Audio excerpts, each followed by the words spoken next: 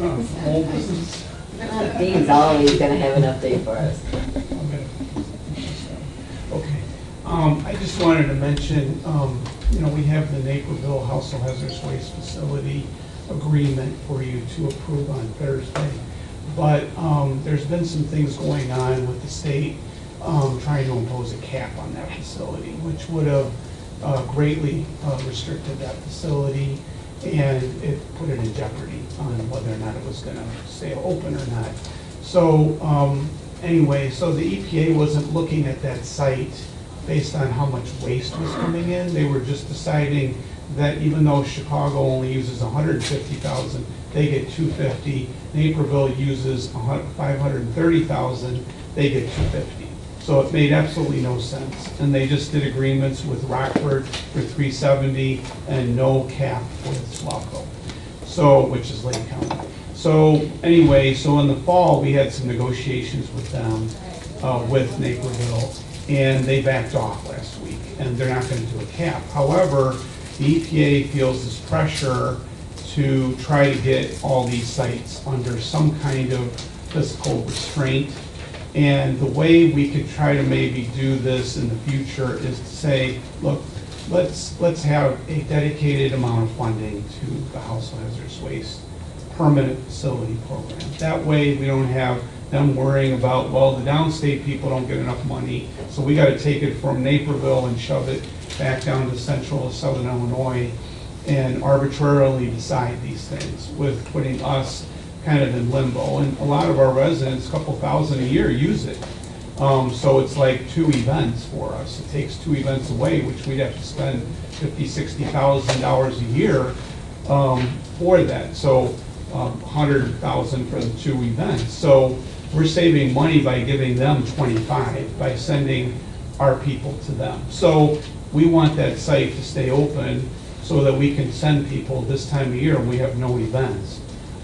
Anyway, the reason why I bring it up is I think I'd like to see if I could have permission. We were talking earlier about doing legislative things, making sure the two are coordinating. I'd just like to find out if it's okay if we talk to the other entities that get funding from the state, the Household Hazardous Waste Facilities, and work on a piece of legislation that basically kind of puts that money ingrained so they can't just sweep it. They can just say, okay, here's $2 million, whatever it is, and that way they're funded, and we don't have to worry about, okay, are they going to cap it? We only have a 2-week notice, so we'd have to tell everyone, and then that would be it. So I'd like to have the ability to start working on that. We may not get it passed this spring, but because it's a little late getting started, but maybe over the next year. So if that's okay, Conversation. we can start talking to the other parties. Yes, Jim? Well, first, I think it's always okay to talk to people. Sure. But along with this, where the hell's electronic recycling running? Have we come along with that at all? I mean, are we still out there in limbo on how that money is being distributed? And are we still picking up locally the additional expense of them not having something in place?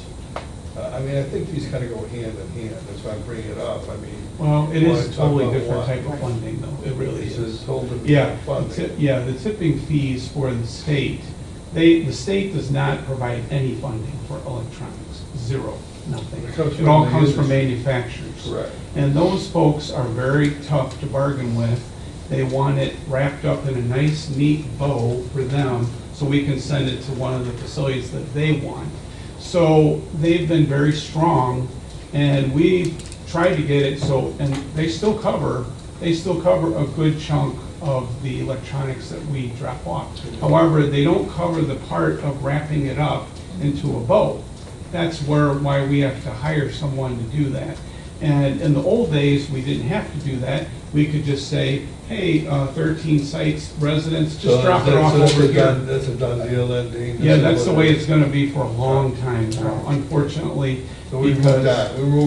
We're moving on, All right. but we'll try to be as most efficient as we can we have 7 or 8 sites allocated to us through the law that was passed last year.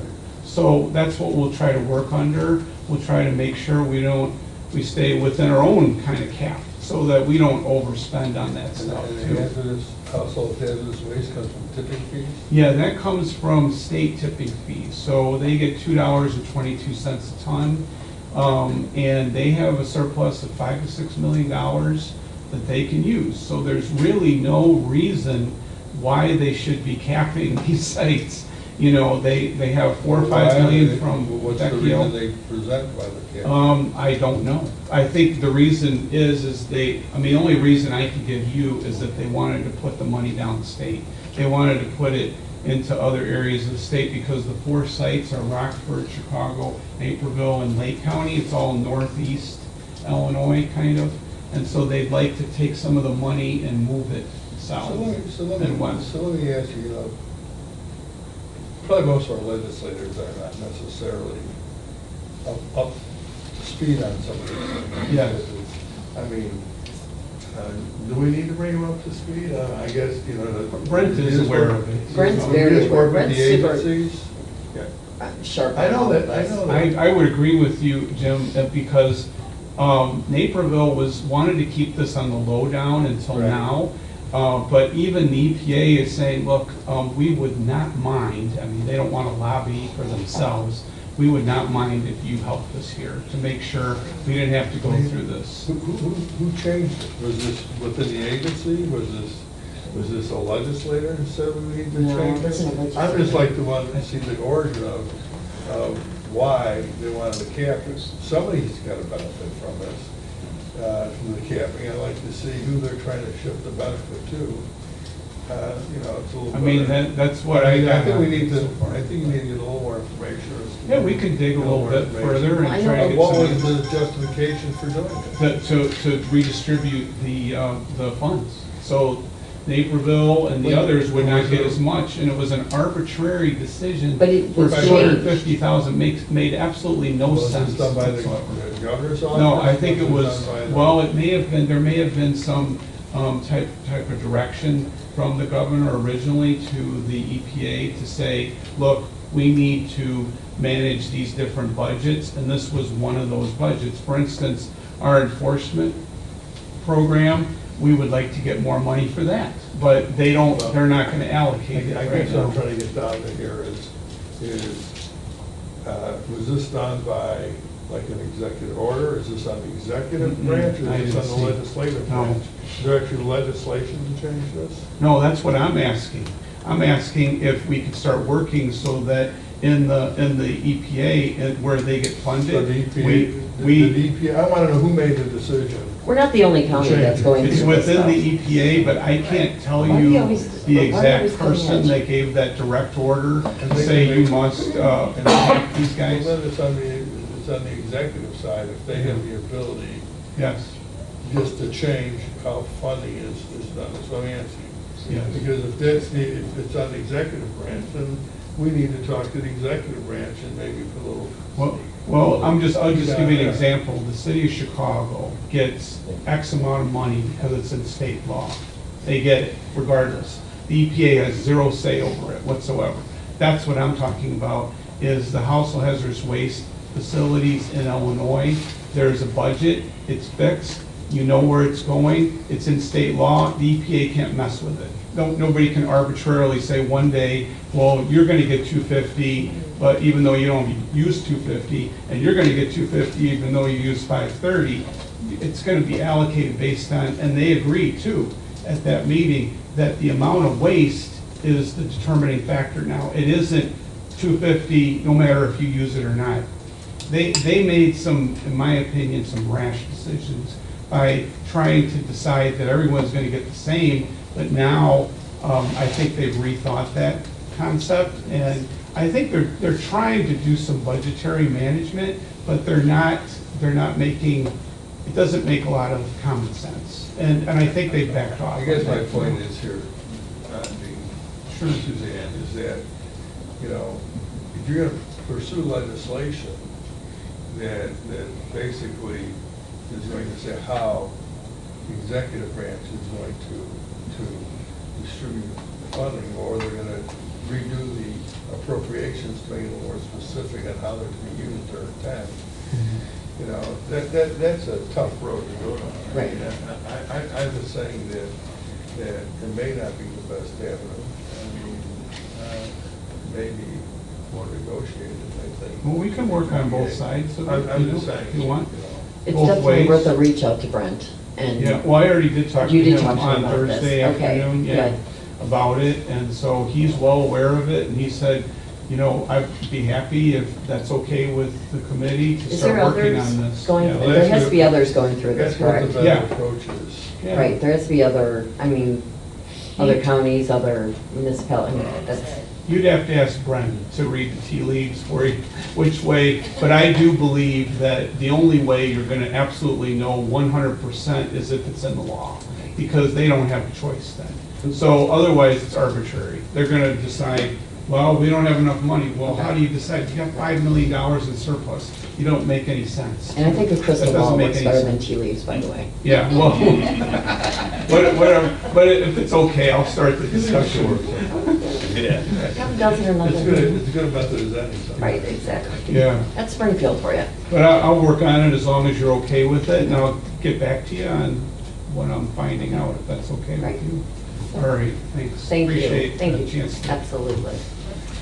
Okay, with that, there's no other new business, no reason executive, public comment? Motion to adjourn? All in favor? Aye. Meeting adjourned.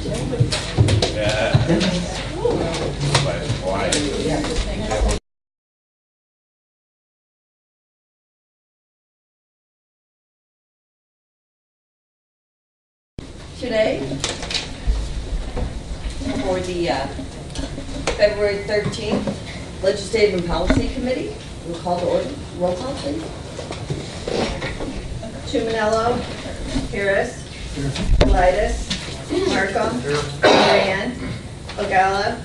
Parker. Here. Staley Ferry. Here. And Hart. You do have a quorum, we also have Mr. Brooks present. Thank you. Okay, can you start us with the pledge? Join me in the pledge of allegiance. I pledge allegiance to the flag of the United States of America and to the republic for which it stands, one nation, under God, indivisible, with liberty and justice for all. I just need approval of minutes for January 9th. All in favor? Motion carries. We have some reports. Everyone sure has seen the legislative report from Curry and Associates. We can just go right on to, old business, right on to new business. If we can go ahead and discuss, we have on the docket for the Illinois Association of County Board Members. Nick, do you want to kind of go, because I know you've been involved with this. Everyone, so you know, we have multiple organizations that we belong to. That is through Illinois, and you know, with NACO, I also sit on membership, and every membership, you know, be it legislative or when I'm down for the national conference, they bring up Illinois, state, and we talk about. Jim, you want to come up here? We're talking about the associations, the various associations that we belong to. And I know that we've talked about this, and if we're going to join, or what we're going, you know, what we're going to do. There's the ICCU, there's the Illinois Association of Counties, and then we have the Illinois Association of County Board Members, the ISB, WB, GHI. So, right, there's a lot. So we just wanted to put this on the agenda so we could figure out, and I know in the executive's office, you're sitting with a few membership dues they're sitting on the desk. So where are we going with this? Well, I guess I'm looking for some direction too. I mean, I think some of these have been historically. Thank you, good morning. Suzanne said, there are multiple organizations, and there has been some discussion for years. It seemed like it was more likely of consolidating all under one organization that would be a NACO affiliate. But this is being, I know, Suzanne, you've been involved with Jim Healy from DuPage and the lady from... Deborah Sims. Deborah Sims, sorry, Yeah. drawing blank. How could I forget? Deborah Sims from Cook. And what I've heard, and I've heard just bits and details, you may have more, Suzanne, is that this would be structured somewhat like NACO, and that there would be like a leadership group, there would be like a large urban caucus group, so that the counties like in the metro area, the downstate big counties like Metro East, St. Clair, Peoria, what have you, could be part of that large urban caucus. There could be a rural caucus, but getting them all under one group, and the ultimate goal of fighting for, advocating for county issues, which I don't think anybody would be opposed to that from Will County. I mean, because right now, like when IML, Illinois Municipal League, goes down to Springfield, they speak with a larger voice because they're unified in one group. They have their local COGs, but the counties don't have that necessarily because they've got all these different groups. And that plays itself out when it comes time to cut funds or whatever. The IML can fight a little bit stronger than the counties because the counties are distributed. So I think from the county executive's perspective, I think this is a good thing if we can unify under one. Oh, But absolutely. we don't actively participate in all those groups, but we do have a couple bills that I was holding because when I was talking to Mr. Mooses and Suzanne, we had talked about going towards this unified structure and paying a bill for an organization that may not exist. Seemed kind of silly, but if we're thinking we're going to participate for this year, maybe we should go ahead and stay members this year and then Well, that was decide. my thoughts. The Illinois Association of County Board Members, which is Kelly Murray's group, that, you know, we have it's not much money. I think it's very minimal for what we get. And I sit on the legislative board for that organization, so it's kind of nice. The one thing and that one I do very much partake in, and I feel, which is always good. I think I'm the only one on the Collier counties that sits on that board, and it's myself talking with Kelly, and with Anderson and their lobbyist, and kind of what we're doing here, and then somewhat downstate issues. So it's very, very informative for the downstate. I was going to say, you know, it's one of the things I like about the Illinois Association of County Board Members. They represent, you know, a strong organization for downstate and more rural counties. And I think that, you know, we need to get their perspective. The only other thing I like is that they really do give us nice legislative updates on a pretty continual basis. What is it, $1,500, $1,600 a year? Well, and the one association, I think that actually they pay us back, like it's zero. UCCI. UCCI. That's $5,000, but we usually get some of that money back because for participation, you get refunded a portion of that money. So sometimes we've actually made a lot of that back. And they're actually having. If you go to their meetings, they pay you back. Right. Jackie, did you have a question? Yeah, Suzanne, I just wanted to let you know, I actually went to the training that group I'm sorry, offered when I was recently new on the county board, and I don't know if they still offer that training for new county board members, because obviously I don't get the advertisements anymore. I've already attended. It was some of the best training that I've had. It was really Was it the amazing. UCC? Okay, or was it the Illinois Association of County Board? No, UCC. UCCI. Okay, that's why I good. stood up, because I recognized the acronym. Right. And they even had a graduation ceremony down in the Abe Lincoln Museum down there, and it was very nice and minimal cost. I mean, just your travel expenses or whatever. And it was really eye-opening to get one-on-one time with people from other counties to not only learn the differences about their counties, but just how their government is structured. Because it is not all like Will County, not even close. And I just found it very valuable, really enjoyed it, and I'm very heartened to hear that these organizations might be coming together in some sort of group. I think that would be awesome. That's been it's been our own goal, and it's kind of hard because, and we almost have that structure of a downstate and UCC, is definitely more of a downstate. Illinois Association of Counties is ran by Deborah Sims, like we were just talking about, and that's what feed us into NACO. And they're the ones, when we put in for a committee, they're the one that recognizes that. So it just becomes these different. Illinois Association of Counties, which is Deborah Sims is the president still, right? Yeah. That's like an umbrella organization because they have membership from the UCCI, the Illinois Association of Counties, and Metro Counties still, I believe. It becomes this whole, Yeah. But that's where it's not totally functional, it's a little dysfunctional. Because Metro Counties, which I did mention them earlier, we are not dues paying member and haven't for the last couple of years because we previously were, and we, along with Cook and the Collars, I mean, they were gradually peeling off. We have not paid any dues to that. We are out as far as active participation in that. I mean, and that shrunk to, last I heard, I haven't heard much lately, like 4 or 5 counties were still part of that, but I think they were looking to do something different. If this bigger organization, I think they might fold into that, so. Let me say, it gets a little confusing. And by the way, I think we have some internal work to do with these associations, and I'll tell you what I mean in a second. But the Illinois Association of Counties, they get the nationwide funding, correct?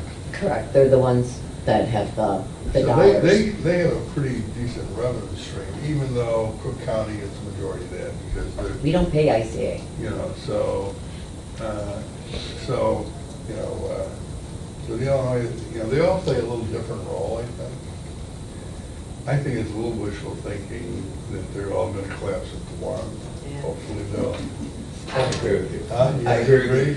Everybody has their own little fiefdom here. That's exactly right. But I think it's a little wishful thinking. I think the funding, perhaps, Illinois Association has a little bit of a hammer because they have this funding, which I understand now they're just gonna they're gonna distribute.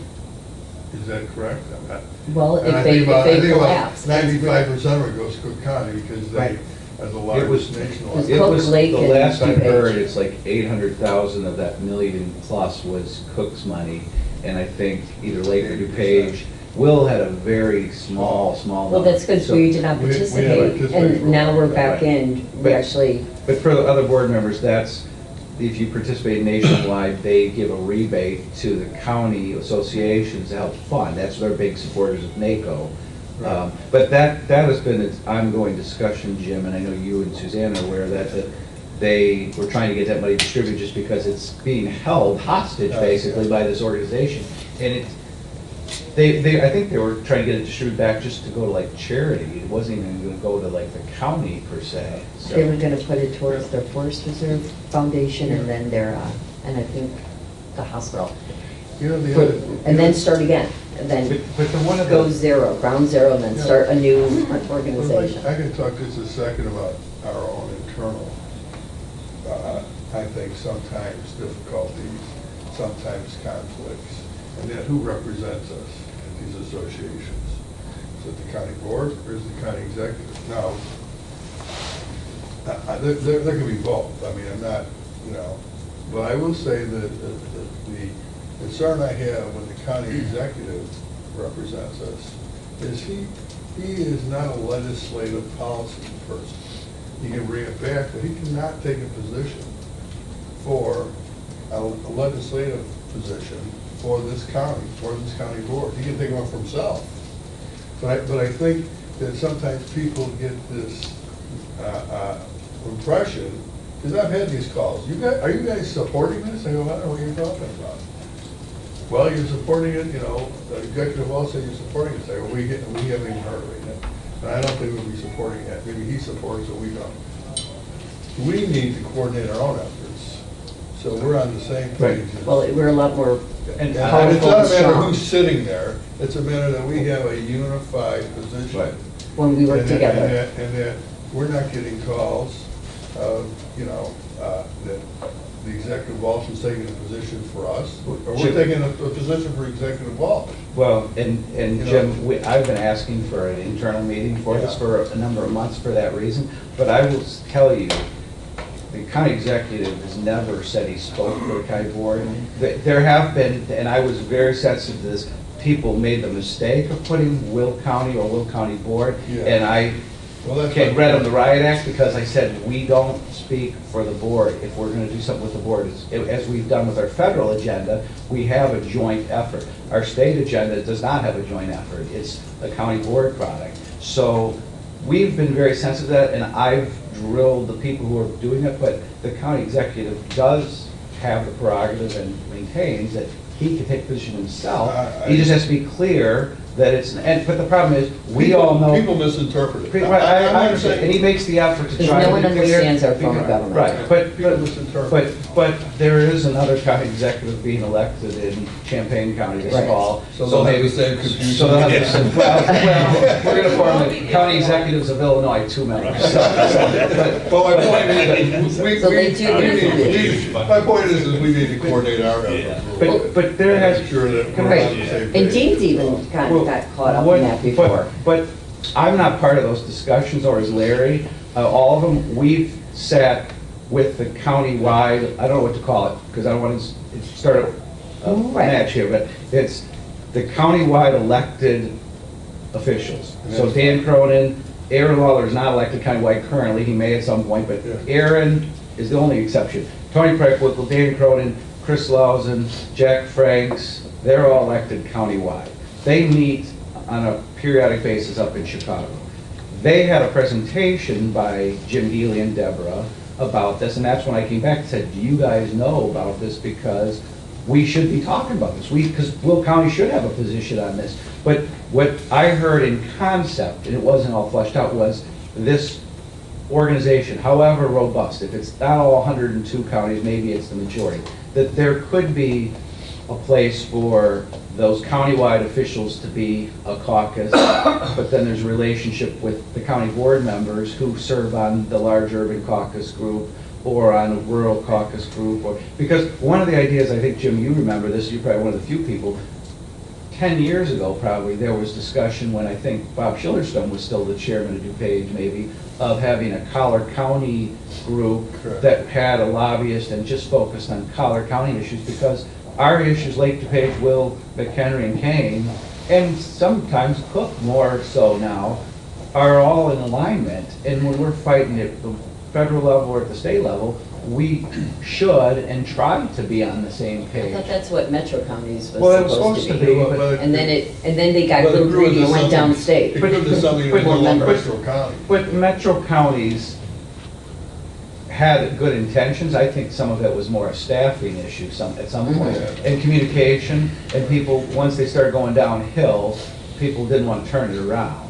But the point, I guess my danger is that Metro counties had a goal of larger counties. Well, if you do a large urban caucus in this county organization, you're gonna have the same group again together. St. Clair and Madison are big counties, not as big as Will or DuPage, but they're still big enough. And some of the big college counties, that there are similar issues. So we have to, I guess we have to decide, do we want to be part of an organization that includes those counties? Because they're not always going to be the same as the Metro Chicago area counties, but there's going to be a lot of issues, especially with the state and funding, that are going to be the same. Because they're taking county money, whether you're Cook or you're We're more Madison vocal County. in So- numbers, right, and So- when we're getting unfunded mandates, the state's getting unfunded, and I do like how we go and share what we're doing here in the large counties and be able to assist the downstate. I've enjoyed that tremendously in any of our meetings that we have in our state meetings. And I also I want to circle back to what you were saying, with the executive and the county board, I do believe every time when we go in joint efforts, we become more powerful. And that's, we have that on the federal, and we don't have that right now in the state, Jim. We have, and we talked about this for a couple of years, Nick, that Larry is not on our state agenda. Well, we should, Maybe maybe we should work on that. I think we should. We should be on the same page with Mhm. everything. If we're not, then we can say, well, I don't support that, but you're off on your own, whether it's a county board. And it's not better. But, the other thing I want to mention about Metro County is the concept is really good. Even though those other counties are large counties, I disagree whether, they may have some similar issues, but they don't have other issues. And the other problem with Metro County was that one county, regardless of who they were, could veto anything. Right. Kind of like the UN. Yeah, kind of like the UN. So it's like nothing ever went forward. I mean, it's Russia like. says no, we all stop. China says no, we're all Yeah, We're done. but I will say this, that the one good thing I thought came out of it is that I think Cook County did move along. I think what you said is that our issues became, I think, more unified, that we did have some same issues, and they did take a more, everybody took a more regional look at things when it came to legislation overall impacted. I mean, it's just too bad it kind of went awry. And in that case, by the way, you know, we sent the county executive representatives because they were mostly countywide or had CEOs of counties. Even though we would just show up occasionally and say, well, here's our agenda as a board and so forth. But the county board legislative chair, I think, like Suzanne and Lee Goodson before participated in those two. Yeah, there was go. I would. Yeah, you come before too. Years ago, I did. But But my point is that I used to go when Mike was there. I said to us, yeah, I'm an Eagle fan. But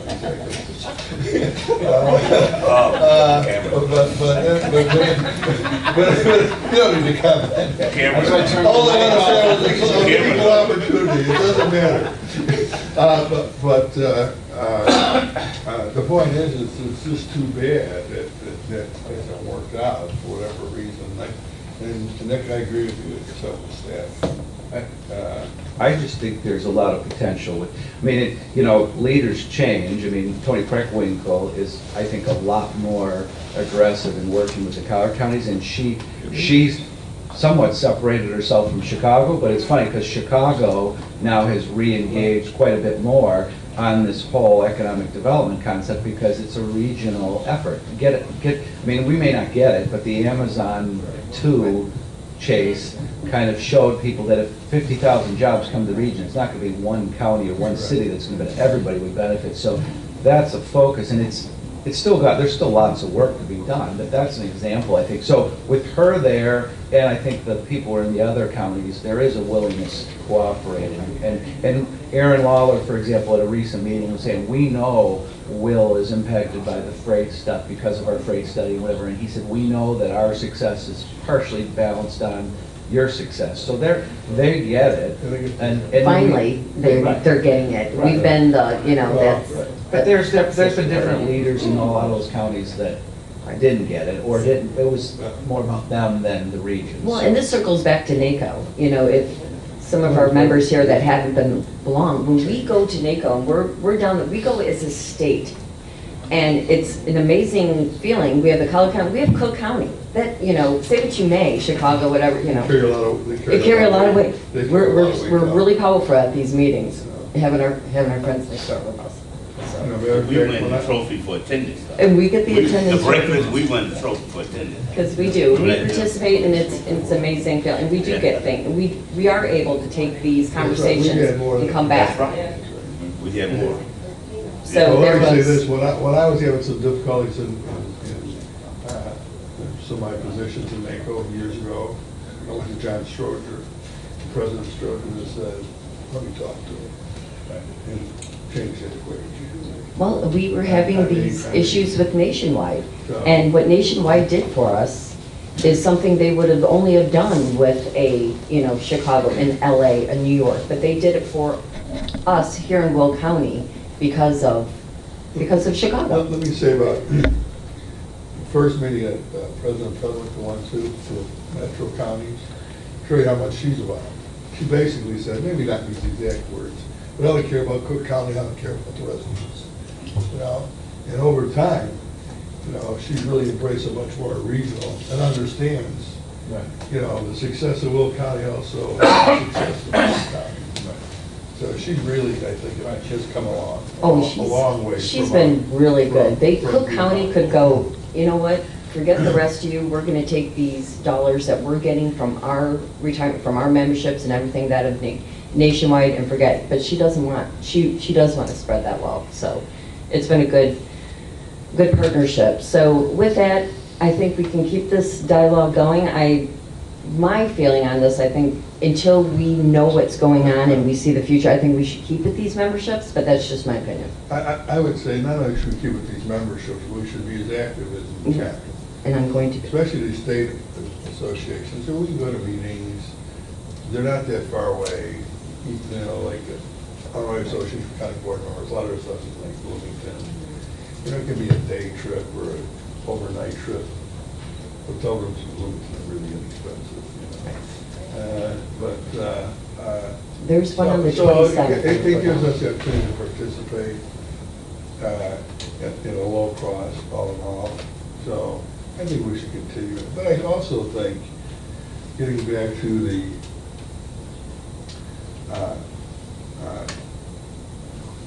Collier County region, I still think that we need to get some association or organization that basically represents the Collier counties. And I don't mind including Cook. Maybe I would have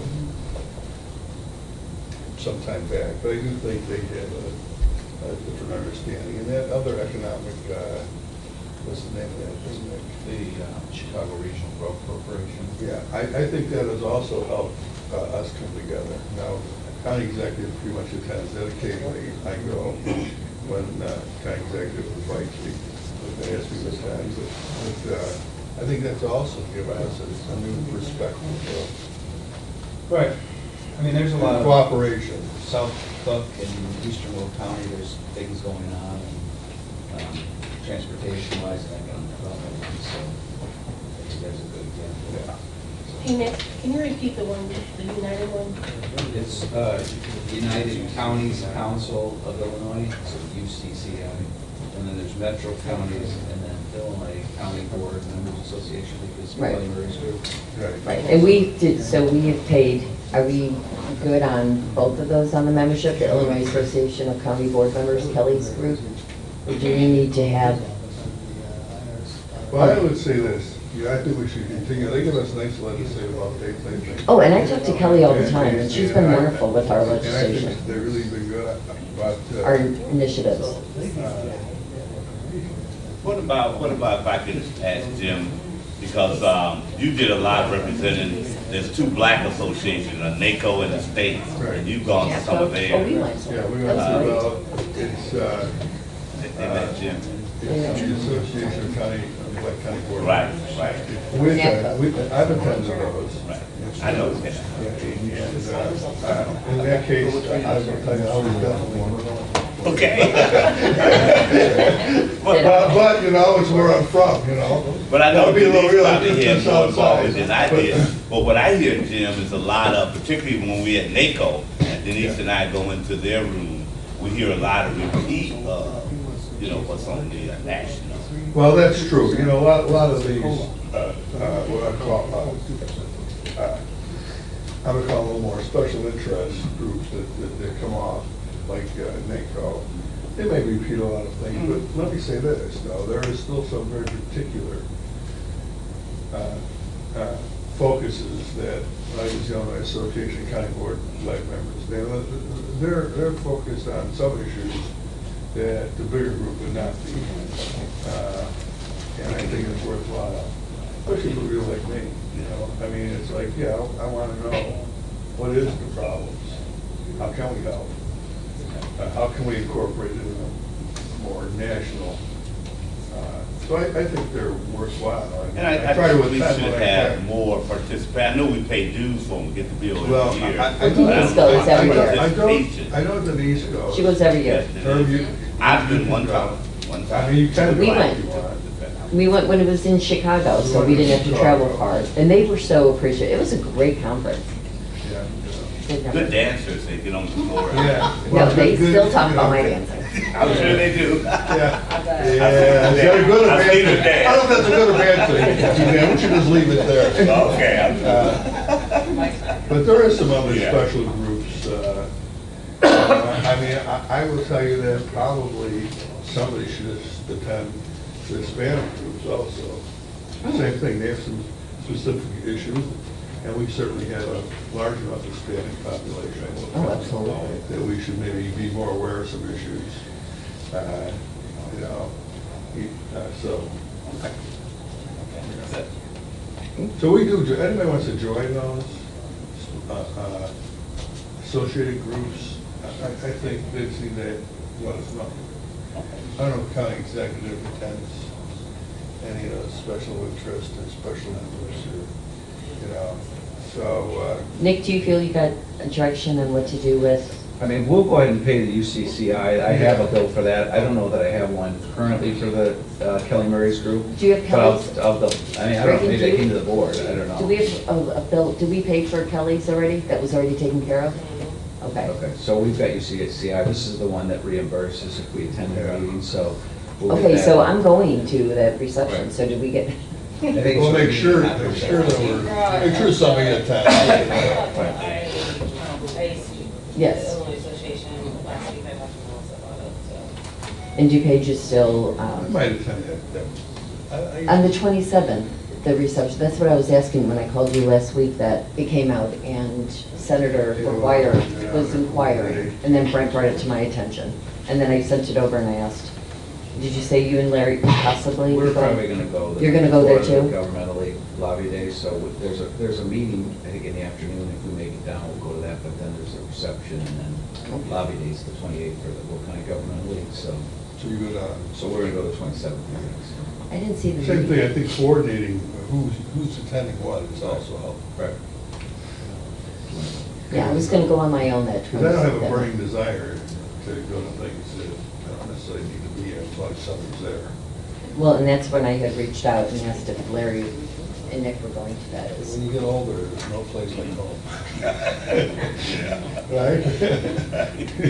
No. Okay, good. So we have full direction on where we're at. All right, we can take this and go right on to our federal agenda, So I'm willing to do whatever the committee would like, but I thought maybe I'd just give a quick, like, high-level overview of the purpose for people who maybe aren't familiar, and then I can just run through, and if there's questions, I can stop and try to answer questions best I can. So the federal agenda, I brought a couple of the previous books just to see what they look like. You've probably seen them before. This is last year's, previous year.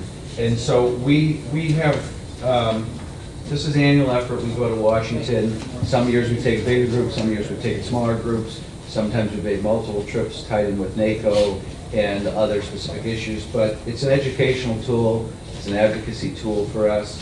It gives our delegation specific examples from Will County, so if we're talking about CDBG funding and what it means, we've given them specific examples. If we're talking about infrastructure, we can talk about the type of projects that we have that would benefit and why they're important. And in recent years, since the end of earmarks, which may make a comeback, I'm told. But without earmarks, we've done visits to agencies, which has been very helpful in connecting our staff with people within agencies, learning about grant opportunities. And it's just helpful to kind of see what's, sometimes, a couple of times we've gone, we've heard about things that haven't been released yet, but because we were there, they told us about those. So the book is historically broken down into 5 different sections. One is authorization, so major pieces of legislation, whether it be a transportation bill, the WIOA, which is the Workforce Investment, things like that, Federal Aviation Administration. So that's authorizations. Regional priorities are kind of larger issues that impact Will County and the surrounding areas. Federal programs is a third section, which that's more on specific funding for things like CDBG and things like that. And then the fourth section is county projects, so that drills down a little deeper, more to the local level, and we've talked about that, and I'll go through this. And then the last section is just kind of Will County information, Will County demographic information, board member contact information, county executive contact information, workforce investment impact, so just so that if they want a resource for what's going on in Will County, they can go to that section. So we've also in the past included pull-out maps so that we can highlight big projects like the Laraway Corridor, the Weber Road Corridor, graphs and data to support those items, and then pictures to kind of liven it up so it's not just all text, but you can capture a lot in the picture. So especially when we're talking about like freight movement, you see pictures of the intermodal facilities and they see how big it is. And all this effort is supplemented throughout the year. We've had delegations of staff come. We've had board participation where we've had members comes, Senator Duckworth came, Suzanne and I, and county executive and some other reps took her on a tour of the intermodals, but we've had staff come out to the intermodals too. So I'm going to run through real quick. You tell me if you want me to stop. But just kind of high level of organization of what you received in your packet. Authorization section, we're talking about infrastructure. Conveniently, yesterday, the president introduced or released his infrastructure package. So I know our team at Smith Dawson is digging through the details of that, and that'll be something that is going to be discussed a lot more. I'm sure we'll discuss this committee, maybe even in Public Works, but it's very much at the beginning of the process, though. It's just like any legislative body it's got to go through. So we highlight in that section key priorities for Will County. Some of the success in the past is the formula programs for freight improvements. InfraGrant, which stands for, I looked this up just to make sure, Infrastructure for Rebuilding America. That's a grant program along with the Tiger Grant. Both of those are things we've looked at. We actually have a Tiger Grant application in for the Weber Road. We haven't heard back yet, but those are successes, and those are things that both NACO and Will County have advocated for those type of funding. So that's good that that's still in the plan. And then some of the key principles on the second page of that section, kind of what it means to Will County and what we would like to see. I'm just keep moving through that section. We also have a section specifically on the freight plan. So we talk high level about what our freight plan does and kind of why it's nationally and regionally significant. We've previously gone out in the fall. We went to see the delegation and saw a presentation to staff both from our delegation and from some of the key committees. So they've seen some of this, but I assume we'll bring copies of the executive summary and hand those out again just to highlight the need and kind of what we're focused on. We also have in this section FAA reauthorization, which is one of those big pieces of legislation. It's stalled currently, but it's either going to be renewed or extended. But we have an ongoing project we've talked a lot before, the Lewis Tower. And in this book, we've made the decision, or recommendation, I should say, that we just have a push for a permanent tower, because that's what the Joint Port Authority is asking for. And not to confuse people, because there's some people who are pushing one way or the other way. We're sticking with them, and they want a permanent tower. So that's in there, and that language has been cleaned up.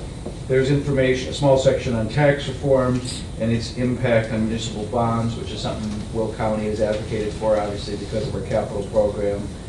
So just a small section on that. And then online sales tax collection is big for the brick and mortar small businesses who are local. With the Amazons and the other online sales, that hurts local economies. So that's been a kind of a long-standing issue. Hopefully they're going to resolve that. So that's all in the authorization section. In regional priorities, we revamped the whole section on opioid issues, just because we have been doing a lot and we wanted to highlight that, but also kind of really flush that out in a positive way. So Kathleen Burke took In case that one Sure. fed, did I see here in the news that there's going to be some additional grant money to the federal government?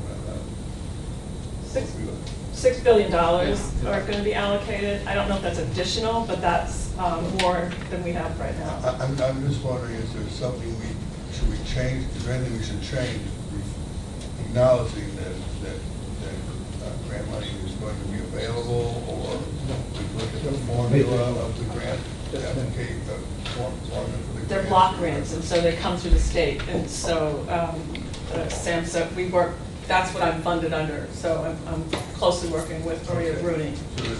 I think we've covered it pretty, comprehensively. We can pivot to, I think, but this is really just, the first page of the substance abuse is really kind of highlighting the overview of the need in Will County, the number of deaths, that we created a substance abuse initiatives office.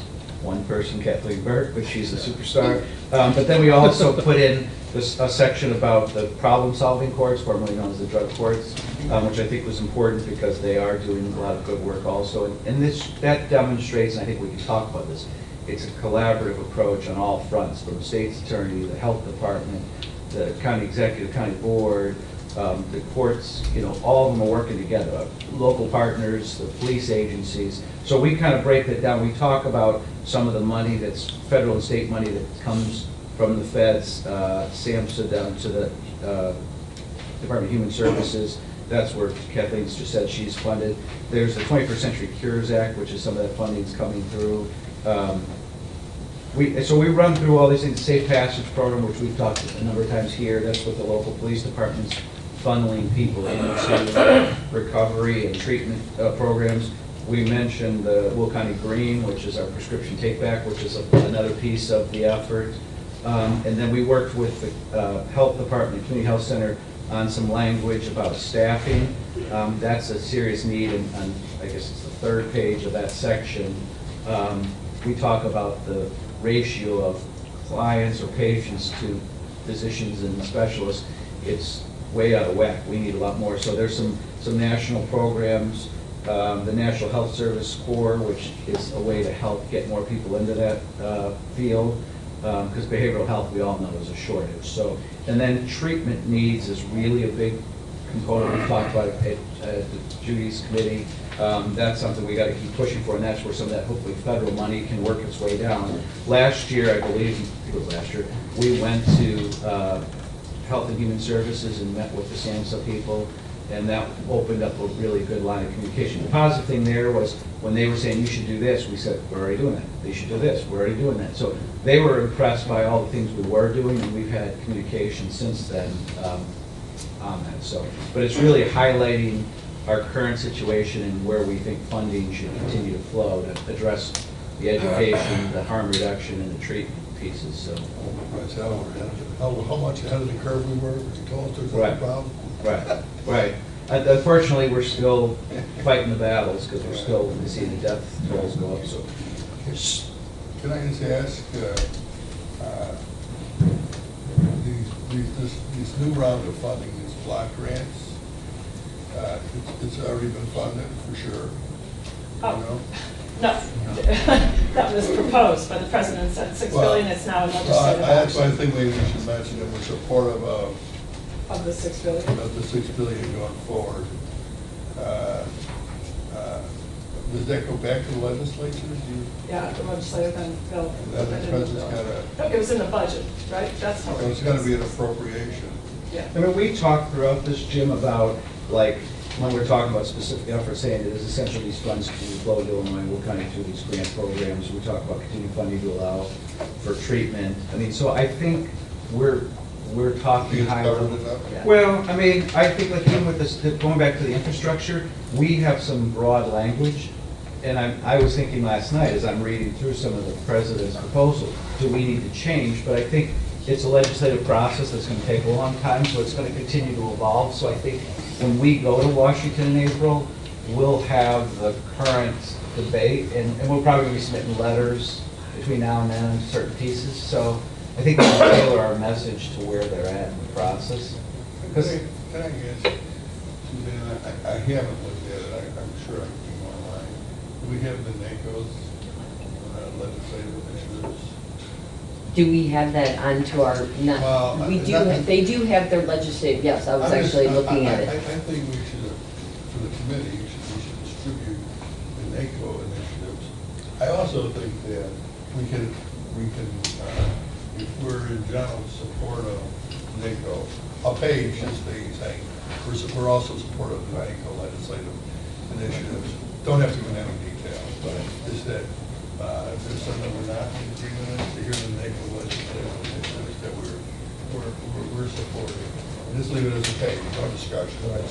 Because I do think Brett, I say Brett because Brett works Directly with us. directly with us and legislators and associations. So I do believe Brett is working pretty closely with Right. that. So I'll look and see what's. I think just showing something reflective Right. that could be helpful. Okay. You know, like I say, no detail necessarily, just saying. Maybe that, I mean, it just as a suggestion, because that too could be closed, we could do like a handout that's stuck in the book, maybe, because that way, I mean, they're proposing different things throughout I the agree. session. But then, because they're having their legislative conference in 2 weeks, so that some of that's going to probably be sharpened, so.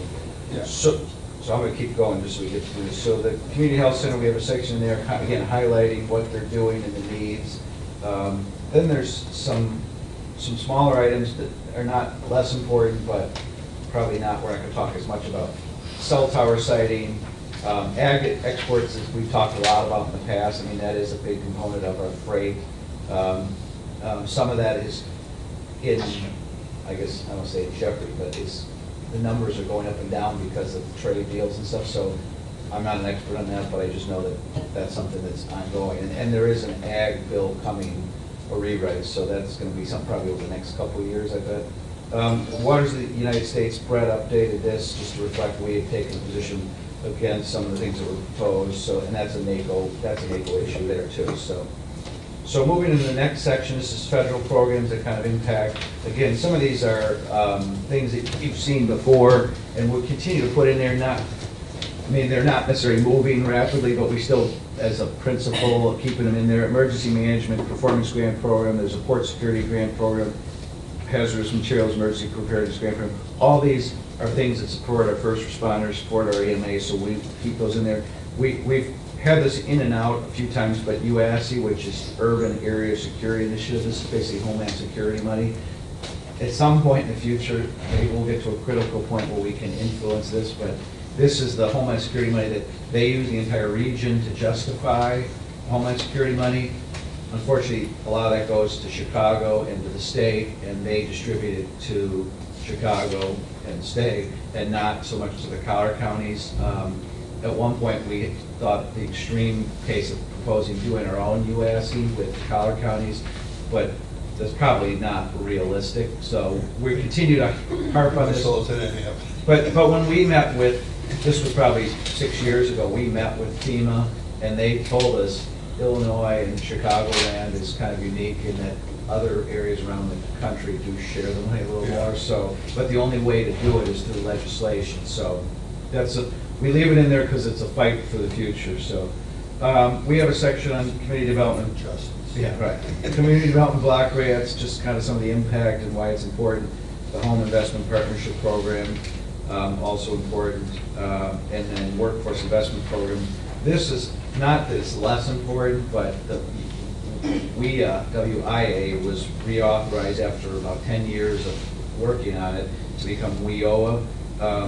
That's very important for our local workforce, jobs, getting people trained for jobs so they can move up the career ladder and hopefully increase their wages, but also helping companies who are here to find qualified people. So we keep this in because it is a large chunk of federal money that comes in here, and I read some of the stuff. There's a ton of paperwork out there now on yesterday's proposal, but the president did focus on workforce as part of infrastructure, so there could be some discussion of that, so we'll have to monitor that. And then the last thing is PILT, or Secure Rural Schools Program. This is also a NACO initiative that we've adopted. It has some impact. Not all Will County obviously is rural, but there are some.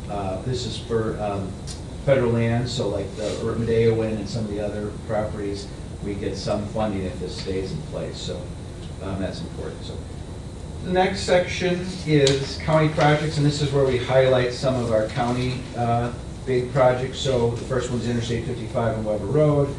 This has been on here for a long time. We have a Tiger grant application, as I said, so probably by the time we get out there, we may know the result of that. But we also highlight the Laramie Road corridor, which is also a county road and covers a big chunk of the county, why this is important and why funding could play a role possibly in the future from the feds. Then the last two sections, we've updated a little bit. The Integrated Justice Initiative really this is more of an educational tool, but this and the next, I guess 2 sections actually, highlight our justice system and the need for federal funding for like the COPS technology grant and other things.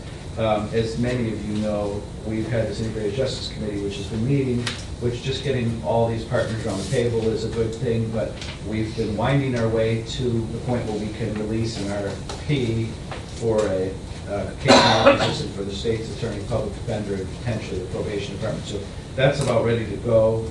If it's not out on the street yet, and that will be a huge step forward. That's more for our capital committee and the technology committee. I think we'll go back to as those come back, those proposals. But that's a good thing. So we just want to highlight that and show that Will County is using all our local funds, but hopefully we get federal funds efficiently and working together. We added an updated kind of new section on public safety consolidation efforts because we thought it was worthwhile to mention to the delegation and anyone else we talked to about our efforts at Laraway Road campus with the sheriff, the emergency dispatch, and the administrative office for BTSB. So just give a little bit of a highlight on that, why it's a great thing and all the work that's gone into that. And then what you received was a sheriff's department. Some of that was dated, so I put on your desk a revised version for that. We kind of generalized a little more and talked about I ran this by the sheriff's department. Under Sheriff Contra said this is fine, but we wanted to kind of generalize a little more about just the general need for technology and its role in what they do. We, as a county, and outside the sheriff's department, has found a way to fund some of their cameras and iWinds. So asking for that from the feds wasn't as necessary, I guess. It's not that they don't need the money, but they don't need the money for that because they have a mechanism. So we rewrote that to be a little more general, just talk about their efforts overall.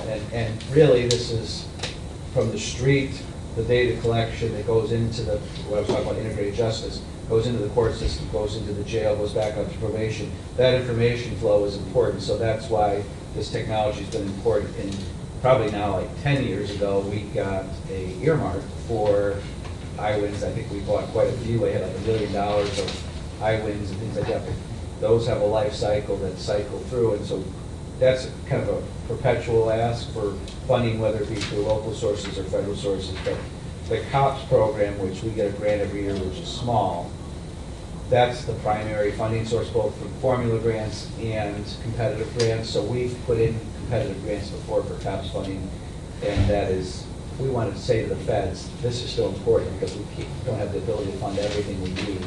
But by investing in that technology, we hopefully make our judicial system more efficient. So, so that's it for the detailed substance stuff. Like I said, we put in the back of the book, you know, some of these informational pieces, like on the Will County census stuff, and then the workforce kind of return on investment when the dollars back. This is from last year. For every dollar invested, we get $2.65 of leverage money through different sources. So that shows them, the congressional delegation, that Will County is responsible users of the money. So, any questions? Wow. I know it's fast. It's a lot. Well, we've been working on this for quite some time. Yes, Jim? A couple of things. Are we going to distribute to the delegation we may have already sent them one with our rate study, just to bring it to them? I think a lot of them received it when we were out there, but I think we would, yeah, I said earlier, I think we would take copies with us. And Do we not want to Especially, no, it's actually big, state? you know, I mean, you know, it was, you know, they had whatever, the engineering awards. And they acknowledged it as a significant piece of work, and singled it out as the most significant in its category. Right. Last week, attended that reception along with Nick. So I think, you know, we can mention that it's being acknowledged as a significant piece of work, right? Award, yeah, Jim is referring to the American Council of Engineering Companies held this big ceremony in Chicago, and our vendor had applied for it, and because of the significance of the work going into the ceremony, they were recognized with, I think they called it the High Honors Award. Right. But then, for lack of a better example, forgive me, but it's kind of like the dog shows where you're in your category, but then you're best in category and then best in the show. They were best in their category. They were up against some pretty significant projects. They didn't win the overall award, but that was for the Chicago Riverwalk, which was, I believe, an infra or Tiger Grant recipient. That was like $1 billion project. So, I mean, it's hard to compete with something like that, but that kind of recognition, I think, is important for us from a marketing and education standpoint, because in the room was Randy Blankenhorn, who helped fund a lot of it, Bob Schillerstrom from the Tollway, Kirk Dillard from the RTA, a lot of the officials from Cook and Chicago and all these big engineering companies. So they see Will County as moving forward and being recognized for the significant work we've done. So that, I think we should mention that.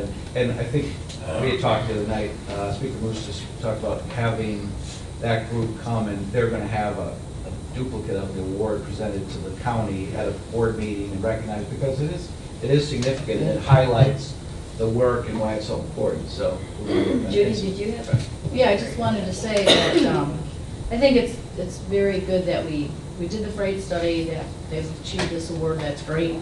I want us to, as a whole body, make sure that, you know, what you hear people complain about government all the time is that they'll say this and say that and put some nice, you know, window dressing on it, and then the follow-through isn't there. I want us to make this community friendly. I want to make sure that we make efforts to be inclusive in all the things that we're doing and include everybody in I conversations. think we have. I think I'm so impressed with this, because I'm not a big fan of these studies. To a certain Right. degree, at different levels, Suzanne, I agree with you, but I just want to make sure that we Oh, yeah. continue doing that going Well, forward. it's initiating Yeah, the studies that, you know, start to go forward. Right, the To implement. lessen the it, make it- impact. right. Well, not only help the industry, the logistic industry, but also the primary focus is also to make it better for our residents, to mitigate some of the impact. right. And by the way, they're work for both, right? It works for both, and we want to make sure that So- the residents know that that we are doing this. I think we've done a stand-up, I mean, how many I mean, I times, think we're it's standing- been all over the county. Moving forward. Do we want to put this on our federal, do we want to put this on the back of our federal, like we did with our state agenda? Do we want to put the study, because, you know, on our state agenda, which is I don't know that we nice. want to attach it necessarily, because No, the I book think is we already, just give it to but we can them. give it to them as a Just give it to them, supplement. okay. I mean, we can present it to them again. But to Judy's point, though, I mean, it is, and I think we've all agreed with this, it's not just about doing the plan, it's about implementation of the ideas of the plan.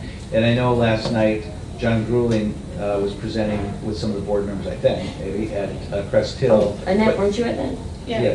And so- Lauren? And then we've got a meeting scheduled out in Eastern Will County with the county board members and the mayors out there. It's a first step meeting. The mayors out there have worked together to start the process with truck routes. I know there's a meeting, and I don't know the date, but with township officials, and we're trying to bring this all together so that it's starting out there, because the mayors out there, and I know the township officials have been very interested in participating in, but that's a little smaller area. It's not been as negatively impacted thus far, but we want to try to learn from the mistakes of the past, or just the challenges of the past.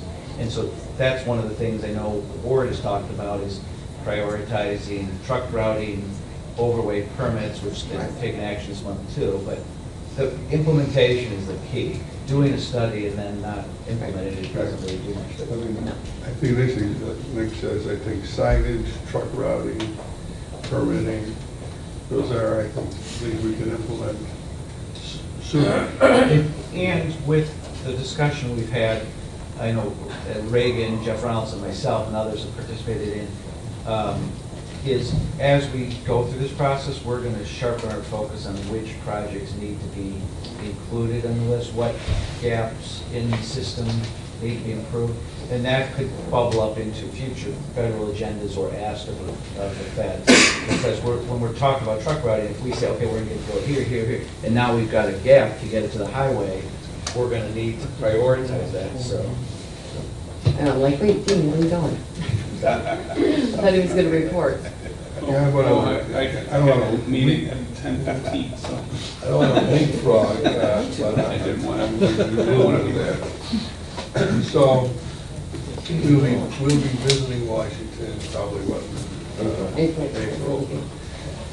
I wouldn't mind, you know, we had the four of us last time, I wouldn't mind bringing one more county board member, by the way.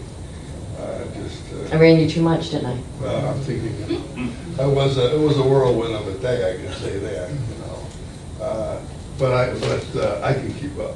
I know, you did. I was very impressed. I've been bragging about you for a year. So, but at any rate, in anticipation of that visit, you want to have some discussion of what agencies you might want to ask them to hook us up with? I can't remember last time, did we meet with the Department of Justice? Yes, we did. We did I US mean, for and then example, we the may, one different is FAA. I would like to, and I know that Dave Silverman would like to join us in that Spent some time particular, with the FAA. right. We also spent some time with the Wonderful. economic development, whatever, the Department of Health, we didn't meet with, I mean, do we need to meet with them? We did meet with the Department of Health. We did with, did we? HHS. HS, yes. And maybe that's, We met with the Economic Development Agency, which was proposed to be eliminated, so maybe not. So, and Commerce, that was the one. U.S. Health and Human Services. Commerce, We met- yeah. That's the EDA. The EDA, okay. We went to U.S. Department of Transportation. Another reason I'm saying that is, like, for example, the one year we met the Department of Justice, they really suggested to us some grants that you should apply to these, which we were unaware of. So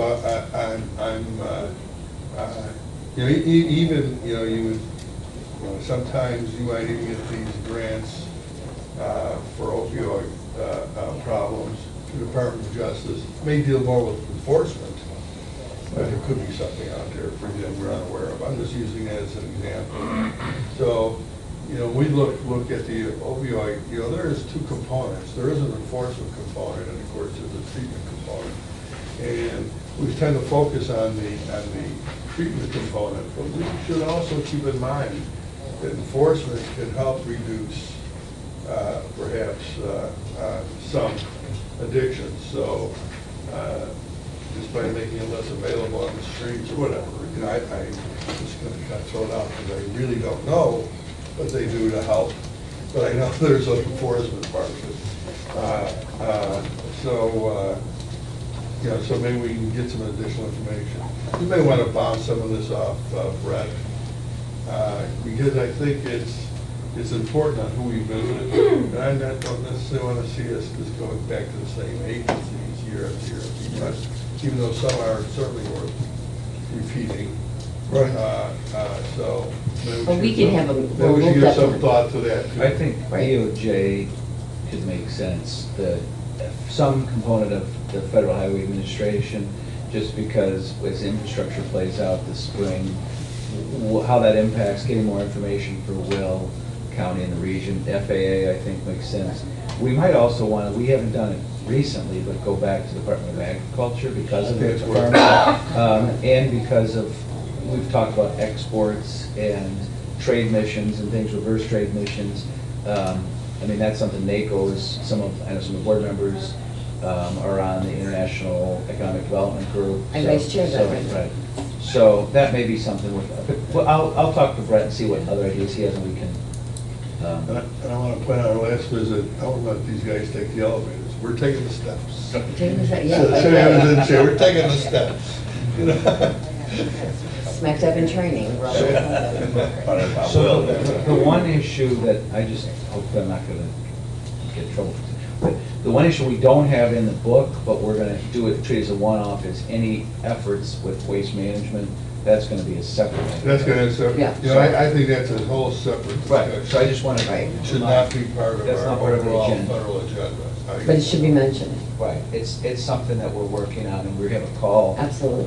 With at Representative Kinzinger's office to kind of start that dialogue.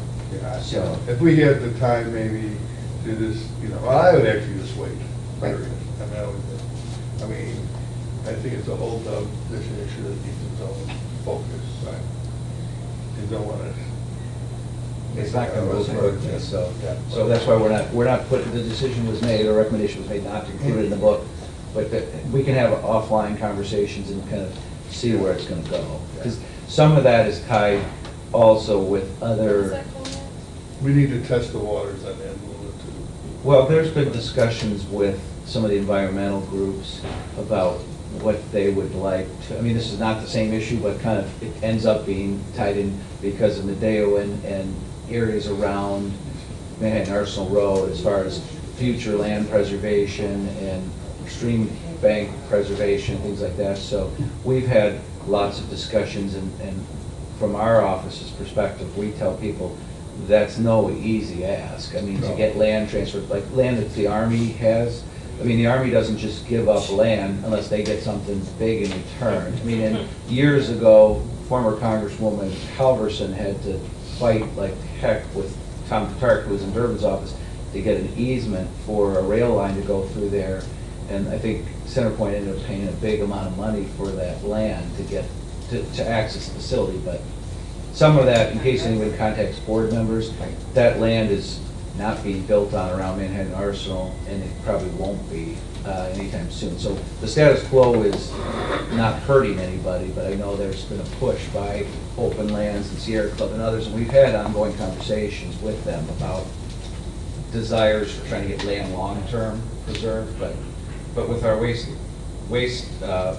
management and our landfill, as you all know, materials that are on the former Arsenal site that are Medeowan come into our landfill for free, so there's an incentive for them to keep. That was the pay to the department, right? Well, it was, and for the forest, I mean, it was a compromise, that they still have old buildings out there, materials that need to be decommissioned and disposed of, and they do that for free as part of the deed on our landfill, so it's not a simple issue, so. It's not A lot of moving parts, though. Okay, good. Is there any other? Darren? Hi, Suzanne, thank you.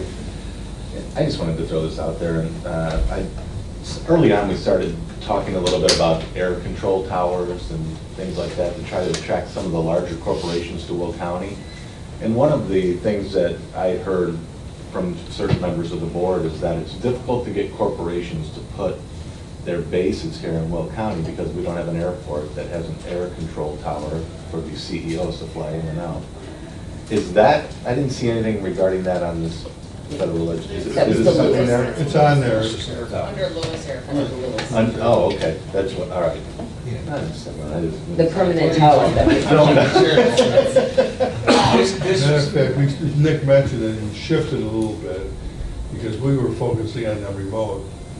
Now I think we should a little bit more to the Well, brick and not mortar. so much we, the Port Authority made that decision. The positive of that, and a lot of the boomers know this, is the Lewis Tower, or Lewis Airport has been accepted into the controllers program. So once they have a tower, the feds fund those air traffic controllers, and they've qualified by a ratio they use. So it's really the bricks and mortar, which I think was $6 million or something. It's the dollars. Yeah, it's the, just finding those capital dollars to build the tower, so.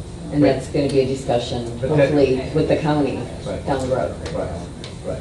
But I mean, well, if the state or somebody else wanted to chip in too, they could do it, but that's really, I mean, and they've had presentations, some of us have been at the presentations where they talk about the economic impact of companies having access. Right, because a lot of these corporate jets can't fly in As opposed without to a flying tower. Midway or O'Hare, they can get in and out of Lewis, but.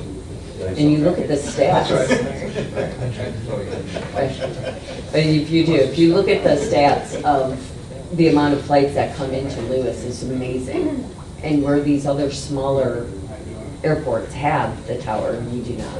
So, yes, very important. So we'll be hopefully getting in a meeting with them, along with the Port Authority they're talking about, and so joining.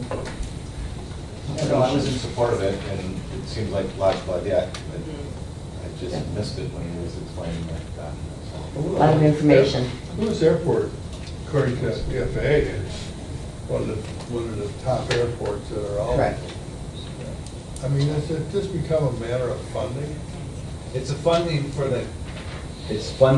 the capital, bricks and mortar, is what it is. It's probably about $6 million, I think, or I don't know what the exact amount is. So if we had the funding, They could build a tower, and they would, FAA would staff it. that's my understanding based on previous conversations. So it's just a matter of raising the capital to pay for the building. And Correct. I mean, there's been some conversations with the state in the past. The problem is the state doesn't have lots of disposable income at the moment, but I don't know if there's any private investment they Well, could I get. or- know Romeoville had committed $1 million. I mean, they stepped up, you know. We would and probably they're trying- commit something. And we could, Because we historically have supported the airport financially, for those of you who may not be aware of it. you know, we used to give them money for their match all the time for runway construction. So we've been supportive of Connie, and maybe not up to the 6 million, but we could also probably put something in it. And then do they have the ability to, the other thing is, do they have a revenue stream that they can finance it? I don't know. I mean, their only revenue stream I'm aware of is fuel sales. The additional fuel sales probably maybe could support some debt for them. Yeah, that whole minutia of like where they get the dollars or the planes coming in to the corporate, and I'm sure the ones that, where they keep their planes and other jets would be there and Yeah. so Well, certainly, it would. keep that dialogue open and, I mean, DuPage, for those of, yeah, I don't know if you ever go to DuPage Yeah. Airport, I don't think they could take another plane. I mean, they're so busy up there. Well, they moved, that's why they had the Civil Air Patrol move out of there, Right. because they needed the extra space. That's right, Civil Air Patrol now is in Will County, in the eastern end of Will County. Near, I still call it Sanger Airport, I might keep calling it Sanger. There you go. Polk made a bunch of money, Sanger's made nothing, so Sanger Airport, I think they still call it. They went there because they were thrown out of the page, not thrown out, but they, no more, there was more room in the inn for them, so. okay, good. Well, I think now we would need, do we have down there for us to do a motion? Yes, because this is on the county board agenda, so we need to give a motion to make a board agenda. Motion to move our federal agenda? With the change. With the change, Sheriff. right, with the sheriff, You'll just have a with change. addition, right, I and can this will be in. They can resubmit that to the board, so we use the current version on their laptops, or on their iPads. Motion with the, right, with the revised Sheriff Department technology language, so, any motion? So moved. Second? Second. All in favor? Aye. Motion carries. Thank you, everyone. Okay, I'm gonna kind of skip up, putting on here other new business, but we had old business on our agenda, and Dee, you wanted to give us a quick update?